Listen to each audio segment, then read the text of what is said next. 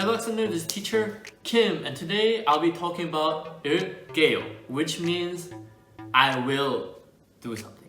Okay, because in Korea, a lot of people want to do stuff. Okay, so if you say, what are you going to do? What will you do? And you can say, 뭐를 할게요, 뭐를 누를게요, and such. And so let's get to exercise right away.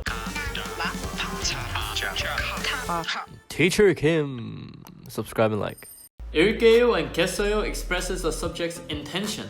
It is usually used with the first person in statements. So we use 일게요 more often than 겠어요 in conversation. But you can still use 겠어요 in written language as well. So for example, if somebody says, I want to drink coffee. 커피를 마시고 싶어요.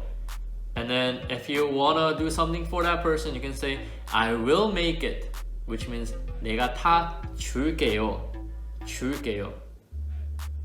And next one is, where should we meet? 어디서 만날까요? 어디서 만날까요? And then if you wanna also do that person a favor, you can say, I will go there. Okay, meaning where that person is. And in Korean, that would mean 제가 그쪽으로 갈게요. 갈게요. And then next one is 채육복으로 갈아입으세요. Switch to gym clothes. And if you want to say, yes, I will change now, then you can say, 네, 지금 갈아입을게요.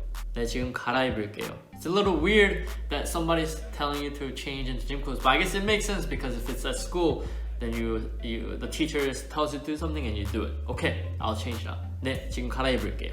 Okay, so it's very simple. So you always add 리을 at the end as a 받침 and then 게요. And always know that you use it with a verb and then you just change the 받침 of a stem and change the ending, and then you can make it seem as you will do something as an intention.